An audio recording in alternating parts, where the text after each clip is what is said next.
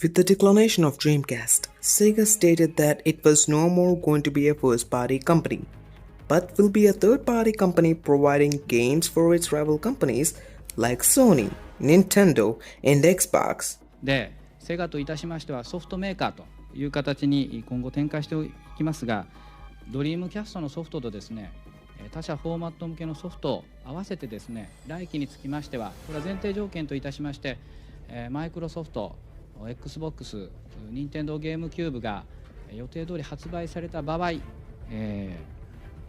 両方合わせてですね、今期約900万本売っておりますが、セガはそれの 50% アップ程度が実現できるタイトル編成を今具体的に行っております。And the remaining Dreamcast units were sold around for $99 or reduced by $99. So what happened then?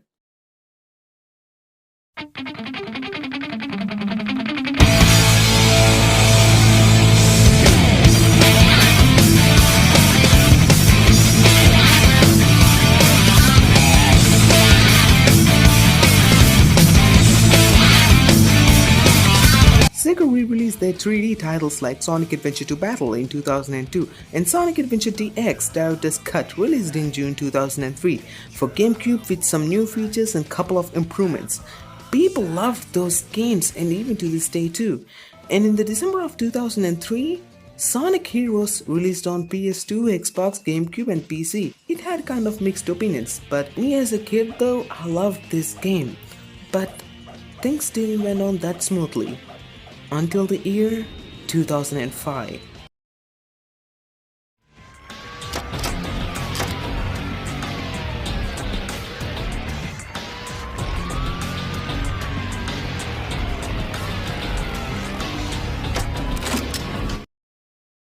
No way! I can't believe this! He's not gonna get away with this! It's Shadow the Hedgehog, and the fandom uses a term called era. People classify it into Dark Era, Meta Era, Classic Era, Dreamcast Era, and whatnot. The mainline Sonic games had a kind of dark, gloomy, and rocky history in the early 2000s. And what about the handheld scenario?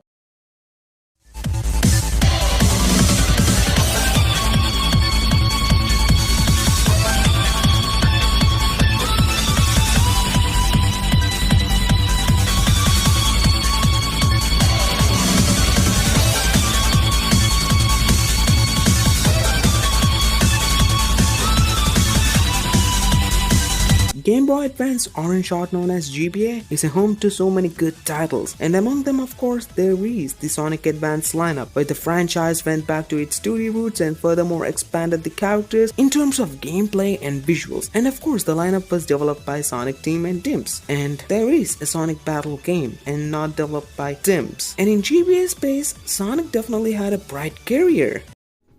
And at E3 2004, Reggie revealed one of the most infamous handheld systems, which is Nintendo DS.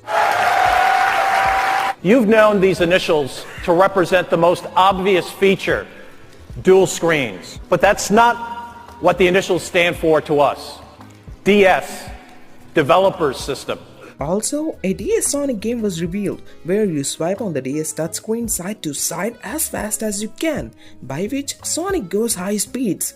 And visuals wise, that game looked beautiful, but eventually of course it was cancelled.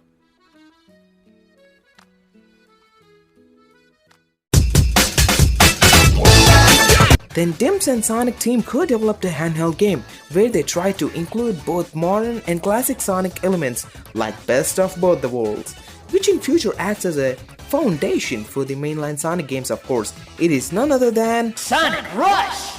Released in 2005 and a great debut game for the newcomer, Blaze the Cat.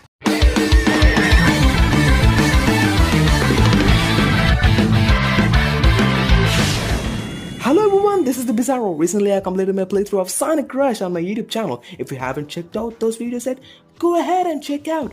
Now coming back to the video, I've played the game in a weird way. I mean, I fitted the entire action into one screen because when I played this game for like 4 or 5 years back, I had this weird sensation. I mean, I kind of felt a bit dizzy and uncomfortable with the dual screen gameplay mechanic. But when I played this game recently, I finally took my time, played the game the way it's actually intended to be, so that I could provide you my full-on opinion on this game. Now that being said, I played the game, I took my time, the final way it's intended to be. Now let me tell you, this game is freaking awesome. It has some surprising elements and some exciting moments too, but that doesn't mean that it's a flawless game. It has its own shortcomings. Now before you type anything in the comments down below stating that, fool, how do you even know? Sonic's never been this cool, Sonic's never been this edgy, Sonic's never been this stylistic. Well, all I could say is, please make sure to watch the full video so that you and I could be on the same page. We're also going to take a look at other DS titles like Sonic Rush Adventure and Sonic Colors DS. Now, without any further delay, let's just jump in. When you start up the game, you get to see 2 emotionless objects standing before a white wall. Like, well, I don't know what the game is trying to convey here, but soundtrack though it's pretty good. But the entire game opening sequence kind of felt like it's very roughly put together. Look at the previous Dim Sonic games like Advanced Lineup. They start up the games in a very beautiful way, so much so you get to see Iwakawa's artwork, and it's freaking epic. My favorite opening is definitely Sonic Advance 1. It shows up what the actual plot of the game is, and the artwork too is really nice. And after that you get to see playable characters, and you'd say, well, Sonic Rush 2 shows off the playable characters. Well, yes, it showed off the 2 playable characters, the 2 freaking expressionless and emotionless characters. Just take a look at both the games and which one is effective. Yeah, it definitely is Sonic Advance 1. And talking about these objects, these models look nice, but they're not able to convey any kind of emotion. But thankfully its successor Sonic Rush Adventure did improve when it comes to visual presentation, and we got some kick-ass game opening and cutscenes.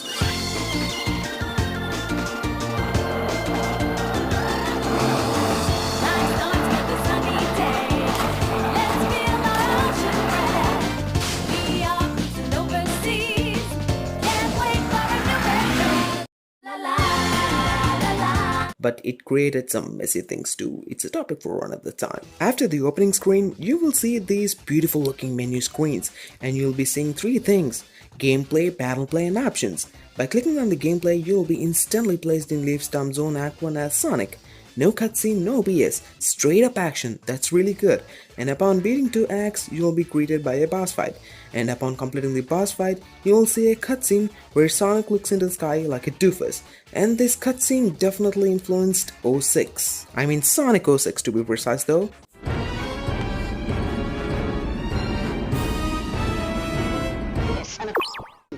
And of course, this same cutscene you're going to watch for another 5 or 6 times. God, and that really sucks. And upon completing a zone as Sonic, you'll unlock Blaze's side of the story. She's kind of a rival to the Sonic in this game, so you'll be getting 2 sides of the story. One is Sonic's story, and the other is Blaze's story.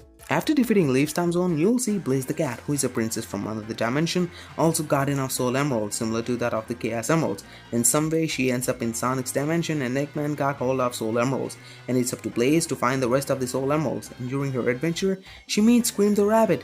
She tries to help Blaze in order to collect rest of the Soul Emeralds, and she meets rest of the Sonic cast like Vanilla, Knuckles, Amy, eventually Sonic and Tails too.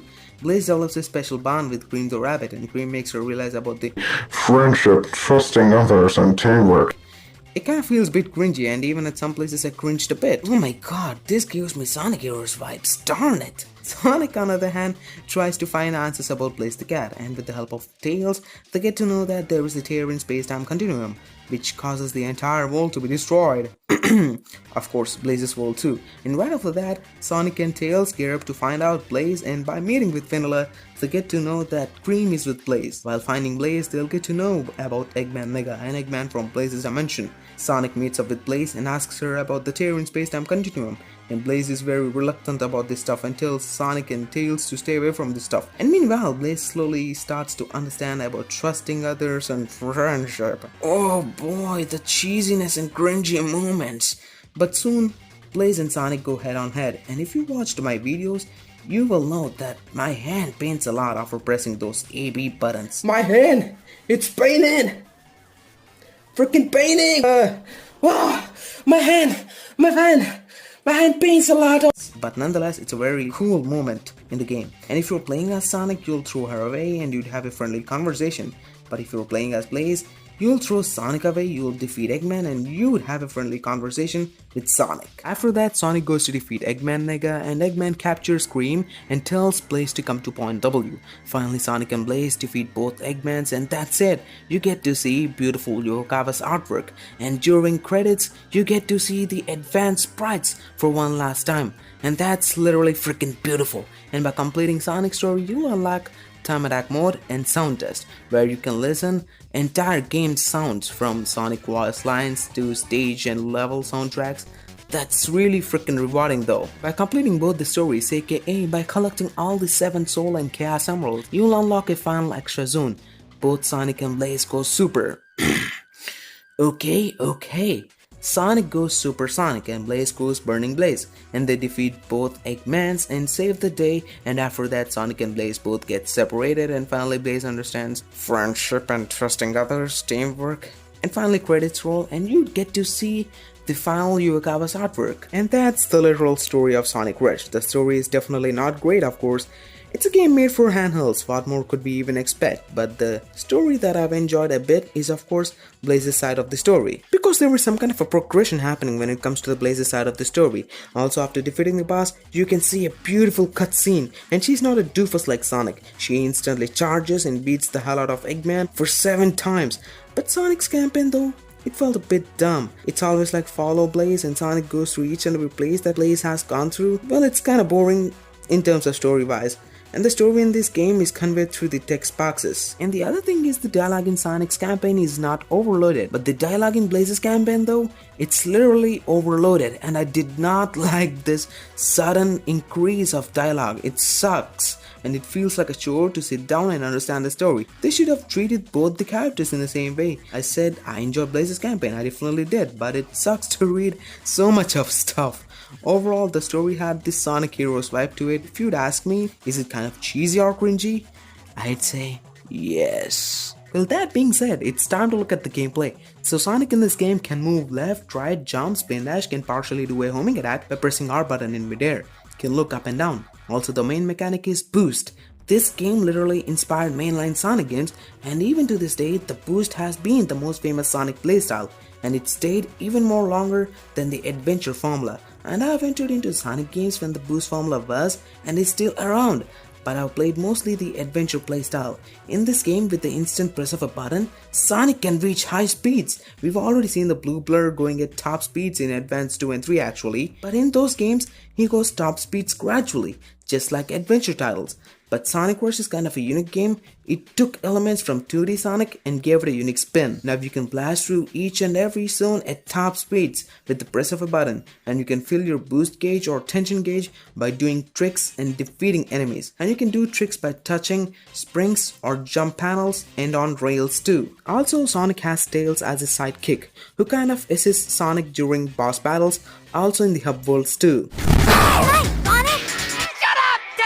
Blaze also had similar skills like Sonic. She can move left and right, can look up and down, also she can do boost. But her boost is a bit slower when compared to Sonic's, and she can do spin dash, and in midair if you press R button, she can hover in air, which lets player to rectify their mistakes. She is great to play, especially for the beginners. Just like Sonic's sidekick, Blaze has Cream as her sidekick. And there are 2 special tricks. By pressing right or left and R button, Sonic does humming top, by which he instantly moves forward in that particular direction. And by pressing up and R button, Sonic does hop jump. I'm not naming these special tricks, they were literally called like that in Rush Adventure. Similarly, Blaze could do the same stuff, but there's a small difference between them. She could go much more higher and farther in air. These tricks are really fun to do, especially when you do a special trick. It feels really satisfying, but after some time, it kinda feels like a noisy mechanic though. Now, the actual stuff that this game has to offer. The music. Oh my god, I adore this game's music. The series got one of the, or if not the best, top-notch upbeat music. Each and every track is like a beautiful gem because the music composer for this game is Hideki Nakanuma. He's famous for games like Jet Set or Jet Grind Radio, also for Jet Set Radio Future, and he's majorly known for using vocal samples in his musical numbers. And sometimes it's really difficult to spot some vocal samples that he uses, and the vocal samples that he used in Sonic vs. soundtrack, sometimes it doesn't make any sense. I don't understand them at all. But man, it's still interesting to listen even to this day. I listen to this soundtrack while cooking, and man, it makes cooking even more interesting. My favorite soundtrack is definitely JJ Rocket, which is a soundtrack used for Huge Crisis Zone, and the voice sample used in the soundtrack was taken from National Group of Kenya's Jinjala and whatever it may be. I'm gonna put up the name on the screen. And of course, while writing script for this video, I'm listening to this music. Late stages got remixes of initial Sonic stages soundtracks, with some more additional music touch-up of course, and that sounds so nice. That doesn't mean that the original soundtracks are bad, and there are still a couple of other soundtracks like Right There Right On,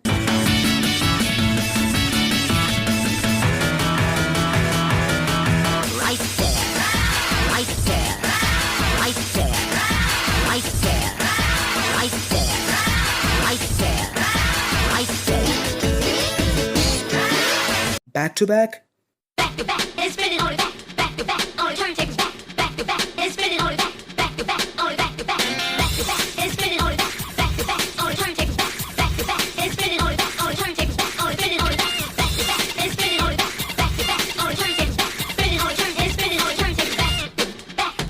Ethno Circus,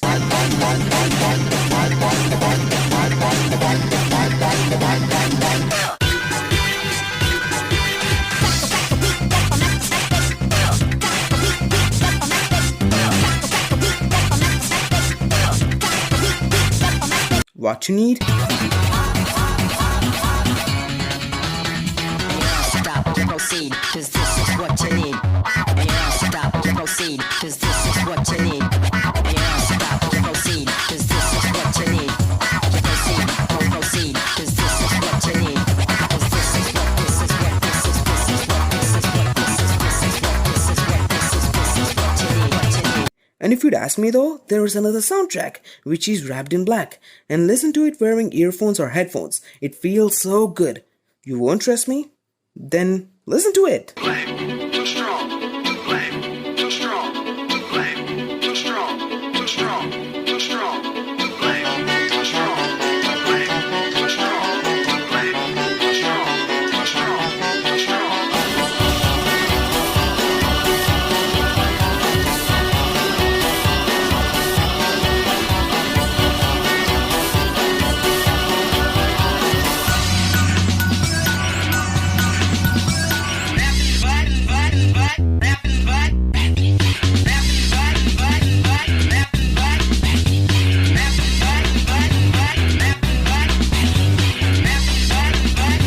And these are my absolute go-to Sonic music. Also, both original soundtracks and remixes are pretty good. While listening to these soundtracks, I instantly want to run around like a dog in hallways. Man, the music is too crisp, and it's too bad that you cannot listen to these soundtracks on Spotify.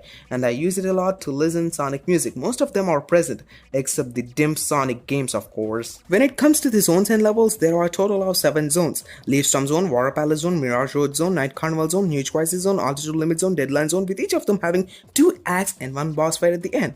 Also, we have Final or F Zone at the end of the Sonic and Blaze's campaigns. But anyways, you have to collect a Chaos or Soul Emerald in each zone. Also, the stages in Sonic Rush are really beautiful, ranging from luscious green forest to a huge military base. Also, special stages too look very beautiful. Sonic, Blaze, bosses and some objects in this game have 3D models, and rest of the game features sprite work, and the game still looks beautiful.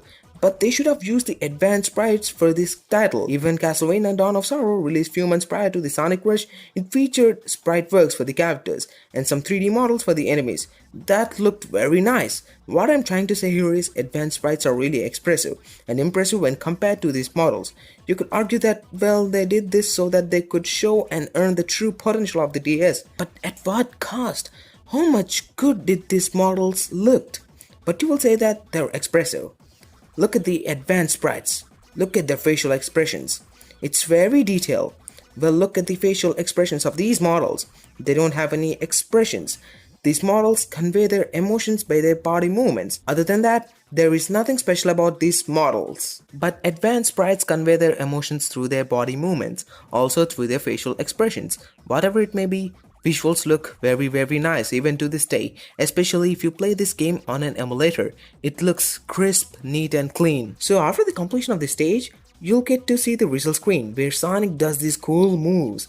And even in my first playthrough video too, I was like a little baby when Sonic does these cool moves, and the boss battles result screen has much more cooler animations. So if you're playing as Sonic, then you have to find these special generators, and they will appear twice or thrice in a single level. But do not fear, they were placed cleverly, so it's not going to be much of a problem finding them. All you need to have is some energy in the tension gauge, and you can easily fill up your tension gauge too. After finding a special generator, all you gotta do is hold on to the special generator and press the boost button, and you will be instantly transported to a half-pipe stage where you need to collect certain amount of rings to attain a Chaos Emerald, similar to that of Sonic 2 special stages. And these are some of the most fun special stages that I've ever played. Also, 1, 2, 3 special stages are easy, 4, 5, 6 are challenging, and 7th one is horrendous. What the heck is wrong with the 7th one? It's literally bullcrap and messed up. Well, you can actually get the Chaos Emerald I've showcased in the gameplay video. Well, it's not like an instant success method though, but definitely requires some patience and practice. With enough practice, you could easily get the 7th Chaos Emerald. Blaze collects the soul emeralds by defeating bosses in each and every zone, and that's why Blaze's gameplay feels a bit stress-free and fun. Also, when it comes to the boss battles in this game, it's a really tiresome experience. It drains your life and soul because you have to wait in order to attack. That's one bullcrap boss battle mechanic, and the most of the action takes place in one screen during boss battles, and the secondary screen shows the health of the boss, and Sonic is not at all made up for this mess. And the other reason to dislike the boss battles is that mostly you'll be blasting through the stages and you're not clearly made up for this mess, and your boost gauge too is dropped in boss battles. Look at Castlevania or Mega Man. From the get-go, they're made to analyze enemies' attack patterns, and when they confront the boss, it doesn't feel odd. Instead, it makes player to learn more about the enemy pattern. And you'd say that you can turn down the difficulty heading over to the options, but it doesn't do anything. Neither the level design changes nor the boss battles too. Instead, they just reduce boss health by 2 points. That's it! My worst nightmares are Huge Crisis, Altitude Limit and Final Zone boss fights. Especially Final Zone boss. So much of bullcrap stuff happens. Lasers, ground pounds and some more lasers. It's a mess. During my playthrough, it took 1 hour. I know you won't believe me, but that's the fact. Also, how can I even forget the very final boss? It's a literal pain in the butthole, of course, and it's one hell of a damn sheeshy boss fight. But the boss fight that I personally enjoyed the most is Night Carnival Zone. Also, within the certain stages, especially from Mirage Road Zone onwards, you have to clear the room to progress forward, and it becomes more and more and more and more and more as you progress forward. What a holy mechanic. It's somewhat fun in Sonic Heroes because you can control multiple characters at the same time, so you can use whichever or whatever character you want, and you can use special attack after filling up that gauge. But in this game, it sucks, because all you have to do is either boost or spin dash. That's what makes it repetitive and boring. Here's a quick tip. During boss fights, you will not have boost, right?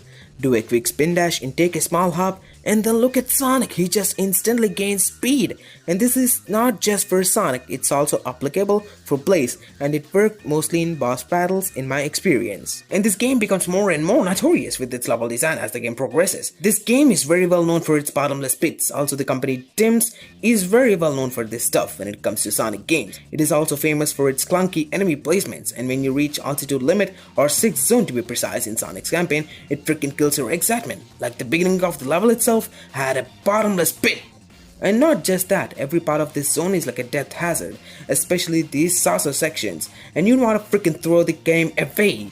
And during my playthrough video, I struggled a lot with this zone because 1. I'm not playing the game the way it's intended to be. 2. It's summer and it's too hot. 3. I did not turn on fan or air conditioner in order to record my voice properly, with less noise of course. 4. Adding up to that, I'm sweating a lot. And it sucks a lot to keep up with this stage, and of course there is an auto-scroller type of section in one of these zones. But keep that in mind, this game really tests your patience and endurance, so much so that it's difficult to get S rank in these levels. If you try to play the game in a normal way, I mean without using the boost, this game definitely sucks because you have spin dash and a partial homing attack, and those are the only things which actually enables you to build up your speed and momentum. Also, you can see some weird stuff happening too. Now the spin dash in this game is really bad. It doesn't even have that much weight when compared to the classics or advanced games. When you're on slopes, you could somewhat build up your momentum of course, but at certain parts when you roll into a ball, you cannot build up your momentum. And Blaze's spin dash, it was so bad that she couldn't even complete one loop-to-loop section. Overall, the boost tried to get rid of the spin dash, the one and only one powerful skill in Sonic games. And Sonic's homing attack in this game is kind of a total bullshit. In midair, if you press R button, Sonic will do a forward dash, and if there are enemies nearby, he defeats them. Same goes for the power-up or item boxes too. And that is what my actual problem with this homing attack. So consider like this, there are spikes placed at one position, and right after them there is this ring item box, and if you want to quickly escape from these spikes, you will press R button in midair for a quick air dash. But instead going forward, Sonic just locks onto the nearest enemies or power-ups, which in turn causes damages. So try not to use homing attack. And that is one moment happened to me while playing for the video purpose. This is a piece of sheesh mechanic is also present in the Sonic Rush adventure. In order to fix this stuff, Dimps took 2 games and 5 years. Wow! Amusing, right? Well, what did they do? In Sonic Colors DS, they simply mapped homing attack to the jump button and gave a lock on reticle. Nice! Not only that, I will say that this game's a prototype version of Sonic 4, and I've said it because there is a video that shows the monstrosity nature of this game's physics. Also, I faced the problem too. While staying on a curvature, holding on the D-pad in a particular direction based on the curvature, Sonic can steadily stand on a perfect curvature. It's not just that, there are some other worse physics moments, which were showcased on a YouTube channel called Lost Tetris GM. But this game is definitely not as broken as Sonic 4, that's for sure. In the end, all I wanna say is that this game had flaws. It is imperfect. In fact, every game is imperfect. It definitely had some pain in the butthole kind of mechanics. It doesn't mean that there is no fun element in it. See, the 2D Sonic games have never been this faster and this dynamic, and especially the visuals look very good. Also, the soundtrack is really awesome. The series never got this upbeat music in my opinion, and you could easily go at max speeds if you know the level design very well. Also, it is really stylistic in terms of gameplay, music and whatnot. I think this game is really challenging. It is not Cuphead level of difficulty. It really is possible. All it takes is a bit of patience and understanding. If you're really into completing the game, I mean forcefully trying to completing the game, makes it really painful. But rather than complaining it, just try to enjoy the game, have fun with the game.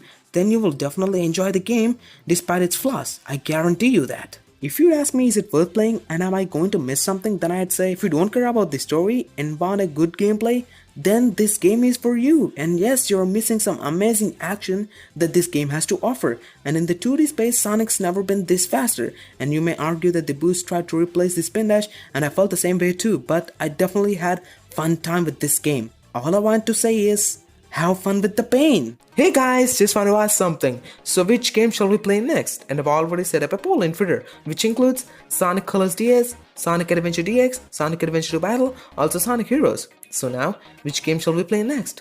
Please go ahead and participate in that poll so that I could know what makes you happy. And if you don't participate, then we will be going with Sonic Colors DS because its 30th anniversary. Also, Sonic Colors Ultimate is about to arrive.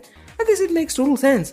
But I hope we will not end up like that, and I respect your opinions, and so please go ahead and participate in the poll, and link for that poll will be available in description, also in the comment section, which will be pinned so that we all could enjoy. And thank you guys for watching the video. Hope you enjoyed the video. If you do like this video, if this video in some way or another gave you an information, you could please support me by clicking on that like button, and by subscribing to this channel, I will produce much more high quality content like this.